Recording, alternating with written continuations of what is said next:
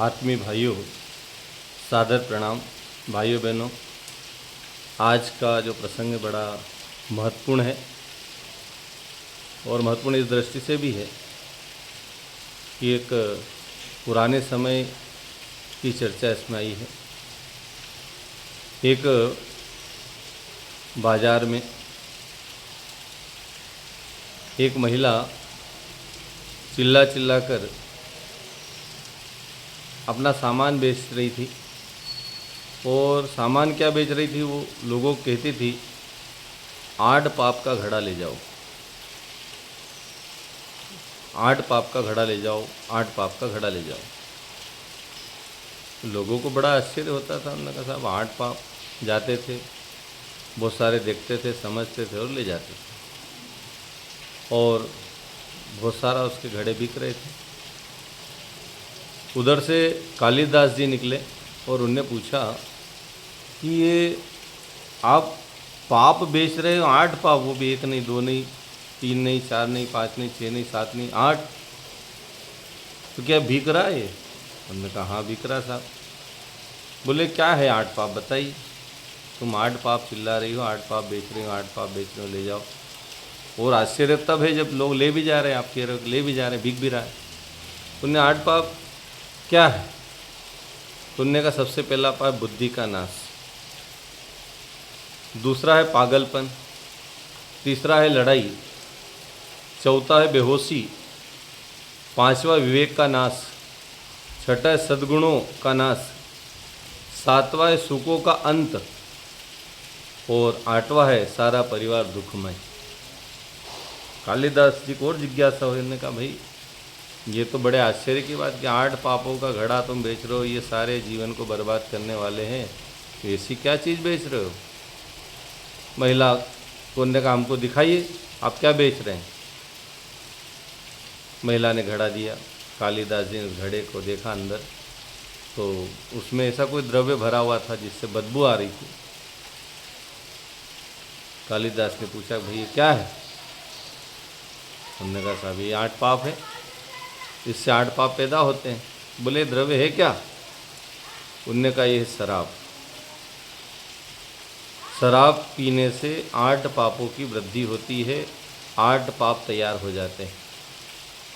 कालिदास ने पूछा ये तुम्हारे पास बिक रहा है ये? उन्होंने कहा बिल्कुल बिक रहा साहब, लोग मज़े से ले जा रहे हैं। मैं चिल्ला के कह रहे हूँ 8 पाप होते हैं, 8 पापों के नाम भी बता रही हूँ, फिर भी लोग शौक से ले जाते हैं और ज़्यादा बिक रहा। बोले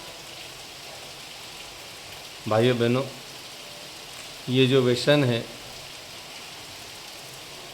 ये निश्चित ही हम सभी के जीवन में आज हम देखते हैं, परिवारों में, समाज में, गाँव में, नगर में, ठेठ गाँव में, शहरों में, बड़े बड़े हायर सोसाइटियों में ये सब दूर अपनी जगह बना चुका है।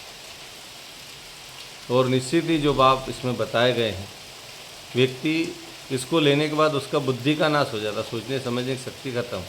कोई कितना भी ज्ञान दे उसको, वो सबसे बड़ा ज्ञानी हो जाता है। उसके पास ही बुद्धि इतनी आ जाती कि वो आदमी को ऐसे ऐसे तर्क देता है जिसकी कोई कल्पना भी नहीं कर सकता, किसका कोई जवाब भी नहीं होता। दूसरा, उसका जीवन पागलपन जैसा हो जाता है, जो दूसरा पाप बताया है। तीसरा पाप लड़ाई, पीने के बाद लड़ाई होगी। लड़ाई घर वालों से हो सकती है, बाहर वालों से हो सकती है, रिश्तेदार, नातेदार और भी लोगों से हो सकती है। ये तीसरा पाप इसको लेने के बाद होती है।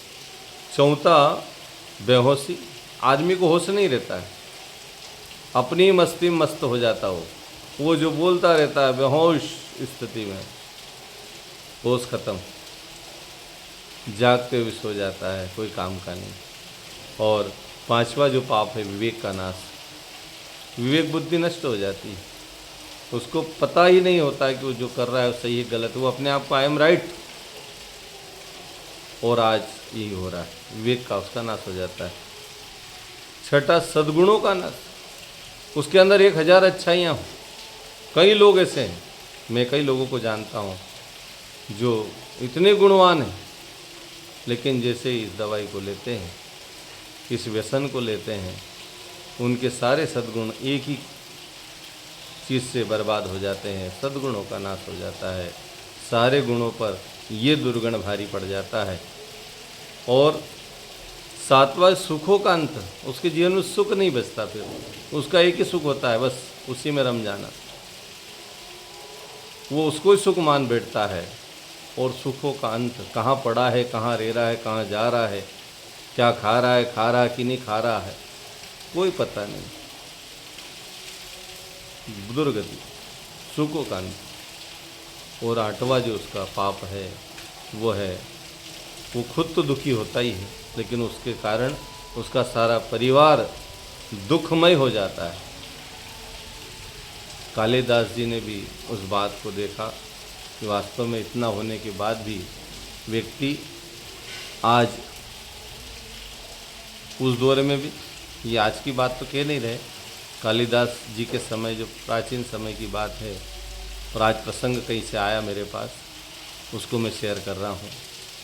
भाइयों बहनों, यदि किसी को भी इस प्रकार की कोई लत लग गई हो, आदत बन गई हो, या वो केवल अपने मनोरंजन के लिए, शौक से, यार दोस्तों के कारण, या किसी तनाव और दुख के कारण, क्योंकि इससे दुखों का अंत होता नहीं, दुख तो बढ़ते हैं, फिर भी यदि वो मानता है कि दुख इससे मिटते हैं, तो वो इन चीज़ों का यदि इस चीज़ का सेवन करता हो तो इससे बचें।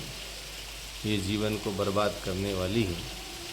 उस दौर में कालिदास जी ने इस पर वर्णन किया कि व्यक्ति इससे बचे, नहीं तो ये 8 पाप उसके जीवन को बर्बाद करके रख देंगे। आज भी हम ये कहते हैं, हमारा गायत्री परिवार व्यसन मुक्ति अभियान चलाता है, और गायत्री परिवार में दीक्षा देते हैं। जब दीक्षा होती है, गुरु दीक्षा, मंत्र दीक्षा जिसको हम कहते हैं, तो उसमें पहली शर्त ये रखी जाती है कि साहब आपको ये शराब और मांस का त्याग करना पड़ेगा। ये बुराई आपको संकल्प के साथ अभी छोड़ना होगा। गुरु मंत्र की दीक्षा, गायत्री मंत्र की दीक्षा आप लें तो उसके साथ ये शर्त जुड़ी हुई है। तो भाइयों बहनों, आप भी हमारे इस गायत्री परिवार के व्यसन मुक्ति अभियान के साथ जुड़ें, और अपने आस में, पड़ोस में, इष्ट मित्र, रिश्तेदार जो कोई भी हो, उनको इस धारा से हटाकर श्रेष्ठ और शुभ धारा के साथ जोड़ें कि वो व्यसन मुक्त जीवन जिए, वो खुद आनंद में रहे, दूसरों को आनंद दे। ऐसा गायत्री परिवार ये अपेक्षा करता है। और व्यसन मुक्ति कुरीति उन्मूलन के साथ ये अभियान चल रहा है। 7 आंदोलनों में एक आंदोलन हमारा व्यसन मुक्ति कुरीति उन्मूलन है। बुराइयों से हम दूर रहें, व्यसनों से दूर रहें, फैसनों से दूर रहें, और जीवन को, जो ईश्वर प्रदत्त है मानव जीवन, जो इस धरती का सबसे महत्वपूर्ण अंग है, या भगवान की सबसे महत्वपूर्ण कृति कहेंगे, जिसको भगवान ने यहाँ तक कहकर पुकारा है कि ये धरती पर हमारा राजकुमार है, उसको धरती पर भेजा। और यदि हम किसी ऐसी वृत्तियों से ग्रसित हो तो हम उससे मुक्त हो, संकल्पित हो, गायत्री मंत्र की साधना आरंभ करें। गायत्री मंत्र यदि आप नियमित जपते हैं तो धीरे धीरे ऐसी वृत्तियों से आप छूट सकते हैं, मुक्त हो सकते हैं, जीवन को आनंदमय बना सकते हैं, समाज को आनंदमय बन सकते, परिवार को आनंदमय बना सकते हैं, और आपके संपर्क आने वालों को भी आप खुशहाल बना सकते हो। यही भाव इसके साथ है। हम सभी इस अभियान से जुड़े, व्यसन मुक्ति से जुड़े, व्यसन मुक्त भारत बने, व्यसन मुक्त घर बने, परिवार बने, समाज बने, राष्ट्र बने, ये भाव हमारे जीवन में आए। आज के इस प्रसंग में जो कालिदास जी के जीवन की घटना, जिसे प्रत्यक्ष उनने देखा, पाया, आज उसको हम आप तक पहुंचाने का छोटा सा प्रयास कर रहे हैं। हम इसे जीवन में पॉजिटिव रूप में लें, नेगेटिव रूप में न लें। वास्तव में ये सारी चीज़ें उसके जीवन में घटित होती ही है। ठीक है, जीवन में कई प्रकार की समस्याएं हैं, जीवन में सब प्रकार के संकट हैं, जीवन में कई प्रकार के तनाव है, जीवन में कई प्रकार के टेंशन हो सकते हैं, लेकिन इससे दूर होने वाले नहीं हैं। दूर यदि होंगे परमात्मा की शरण में, जीवन को अच्छा बनाकर, जीवन को श्रेष्ठ जीकर, अपने आप को प्रूव कर कर अच्छा हम बन जाएं, अच्छा दिख जाएं, अच्छा करने लग जाएं। तो गुरुदेव कहते हैं जो जैसा सोचता है करता है वो वैसा बन जाता है। वैसा बनकर हम समाज को, राष्ट्र को, परिवार को दिखा दें तो मानव जीवन पाना, मानव जीवन में आना सार्थक और सफल होता चला जाएगा। इसे पॉजिटिव रोल में लें, नेगेटिव रोल में ना लें। कई तरह के कमेंट हो सकते हैं आपके, लेकिन ये जो प्रसंग हमारे पास आया तो आज हमें ऐसा लगा कि इसे हमें यूट्यूब पर बनाना चाहिए, डालना चाहिए।